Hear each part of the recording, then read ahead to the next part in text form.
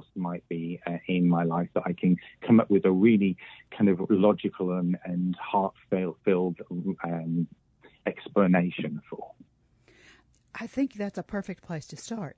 If we don't really sit down and think about where we are and how our world looks to us currently, we have to do self-reflection. And a lot of what I hear you talking about is getting us to think about what's going on, because often, you know, this is true, the society is so busy and so filled with things, and there's so much noise, it's cacophonous, that sometimes we as human beings don't take the time to sit down and just be quiet and think about ourselves and our world and how do we see certain things. So this is really sort of a guided journey to get me to think about, what does my life really, really, really look like, and how do I really, really, really see my world?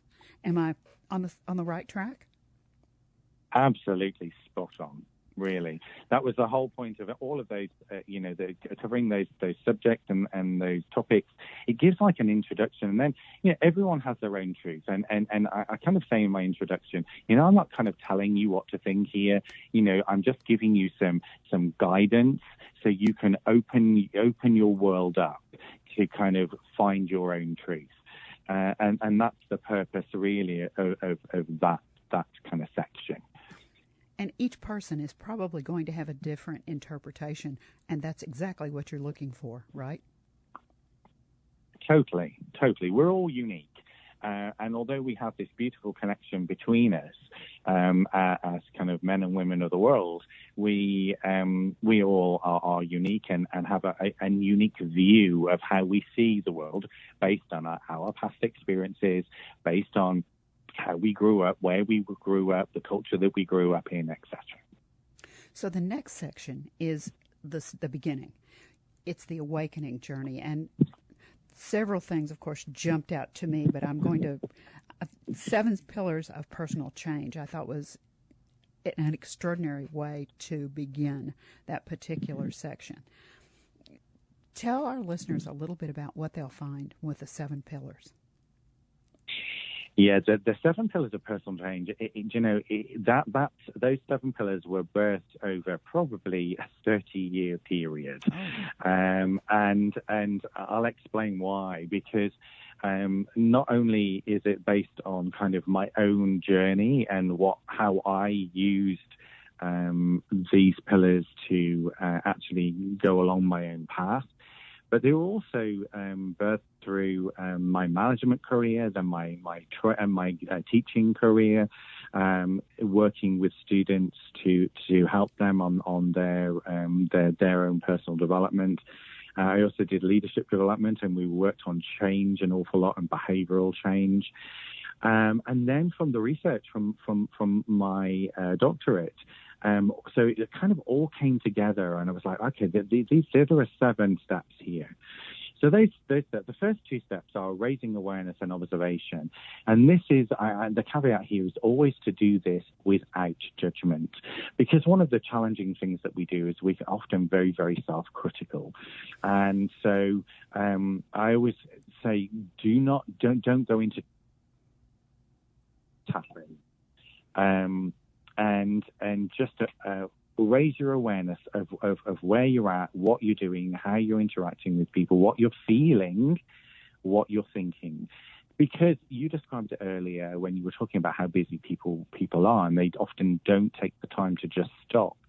A very common thing that I hear with clients that I work with is that they get into bed at night and they're so tired they just want to go to sleep, and then their mind won't switch off. And it's I kind of say to people, it's because you've not been listening to it all day. You've been so busy doing that you've not actually taken the time to stop and listen to what your physiological self is telling you. And so that's why it then got, you're quiet now. I have your attention. Here you go. Boom, boom, boom, boom, boom. And so then it's talking to you and you can't go to sleep.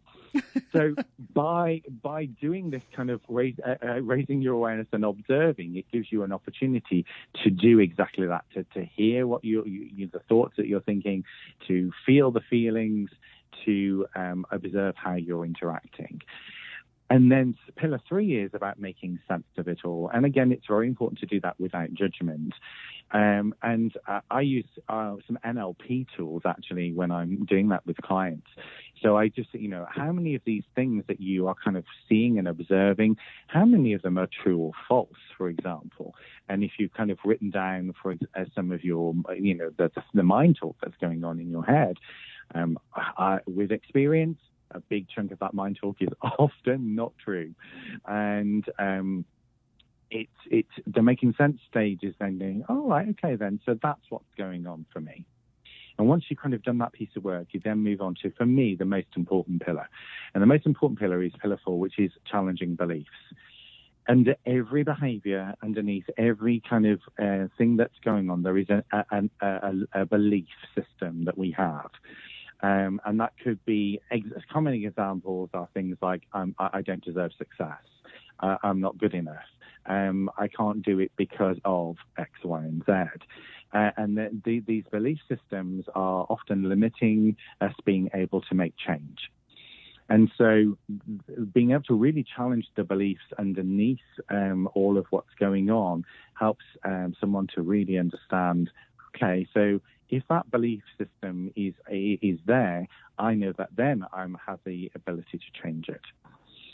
Then you come to the next pillars, which is around making the decision to change. So it has to be that conscious, I'm going to make this change. And then moving on to then the last 2, which is to testing out new ways of doing things and then adopting that as kind of your permanent behavior. So those are the 7 stages, and it's very cyclical.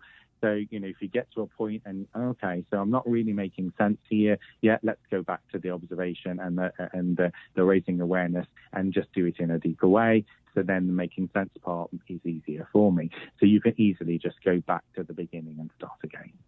And let me do one definition. NLP stands for Neuro-Linguistic Programming, in case someone is sitting there thinking, what's NLP? What's NLP? It is Neuro-Linguistic Programming, absolutely. The other thing that 2 things that I want to point out in this awakening journey is that you also talk about gratitude and you talk about breathing. I think both of those are extremely important for us as human beings. Breathing, of course. But you're not just talking about breathing. You're talking about a specific form of breathing. That's absolutely right. I mean, when we're on autopilot and we're really, really busy, we don't breathe properly. We shallow breathe. We don't get enough oxygen into our lungs. And so you can kind of bring breathing into times to make yourself stop off and come off autopilot and actually have that kind of time to yourself where you just stop and be. And so breathing is a good way of doing that to help you to kind of switch off the mind and to just be in the body. And it has so many physiological benefits. It's just amazing. And it sounds so simple. You just need to breathe, but it's just amazing. And the exercise that I put in there to help people with that is just something that's really simple and easy to do. And then the other part in relation to gratitude.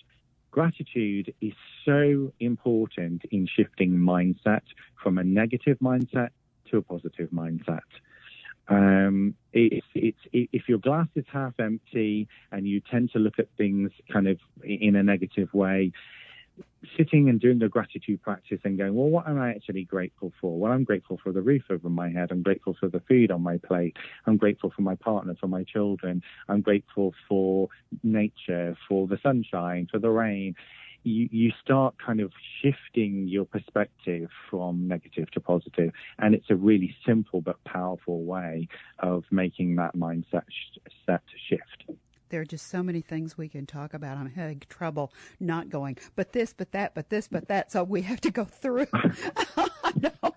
I'm enjoying our conversation so much.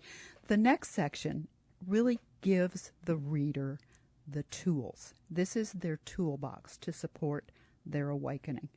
Tell me what you think the most important pieces are in that section. I know, it's hard. I know. I think it's the top of the list, which is meditation.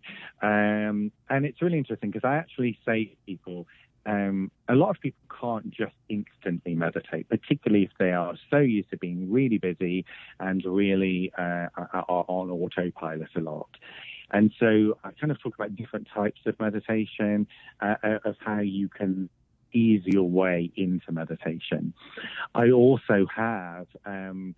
I've written 6 guided meditations, and I will mention that we can talk about kind of what you'll find on my website that's under construction at the moment later, but I actually have recorded the guided meditations. One of them is going to be available for free, and then the others to be able to purchase on the website. And they are kind of tools there to guided meditation is really perfect for people who want to ease their way into meditation. And so that's really, for me, one of the kind of top tools. The other tools are there. Actually, they came from research from the doctorate as the things that many of the respondents to the questionnaires and the interviews that I did actually used in their awakening journey, so that they were drawn to particular practices that they as individuals found useful to help them with healing and with supporting their connection to their soul, to their spirit, to other realms. And so they're kind of, I give you an overview, and in the introduction there I talk about whichever you feel guided to. Here's an explanation, again, to kind of demystify what they actually mean. So, I talk about Reiki, for example, what actually is Reiki, and I kind of give that explanation. So it's easy to understand, oh, right, okay, I get that. That feels like that might be for me or not. So that's what the purpose of this toolbox is. I really love what you said about meditation. I think so many of our listeners have probably heard about meditation, but don't really understand how to start, what it feels like, how it should feel, what should you do, what are the steps, do I really have to sit there and be quiet? I mean, I'm sure that they have all of these questions, and you've really included so much information in that toolbox section that I think it's really, really important, and that alone, I think, would be worth picking up a copy of the book so that you would actually learn how to meditate. The next section, I love the title of Awakening to the Magic in Your Life. Tell me the important things that are in that particular section. Well, this section really is about when someone really starts on their awakening or their path, their spiritual path, or is kind of all going back to basics and then going down that path. There are a number of things that then start coming up for them. And again, some of this stuff came from my personal experience. Some of it comes from the research from my doctorate. And so there are some heads up in this section, a little bit like these are some of the physical and spiritual things that may well happen for you, feelings and emotions that come up. So this is about understanding, okay, so this is the path, this is the journey, and these are the things that start to change within me and in the world around me as a result of the journey that I'm taking to my true self. I cover certain things like sleep, dreams, and dream interpretation because there tends to be, with a lot of people who are going on this path, is they start to get dreams that start coming up for them that, well, what was all that about? That's really strange. And it just gives them that, right, okay, this is likely to happen for you. And so when it happens, it's not a super surprise. And so you can go, okay, so now I can look into dream interpretation a bit and maybe feel into what's going on for me and what messages are coming through.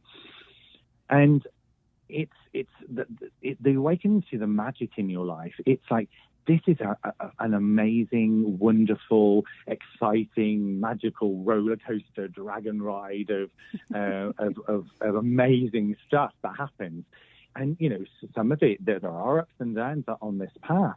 But actually, when you start kind of looking to all of the wonder, and you use the tools like gratitude and things like that to see what's happening in your life, you start to see all of these things that happen. We start to go through this process of healing and of being able to view the world from a different perspective, from a different viewpoint. And I think it's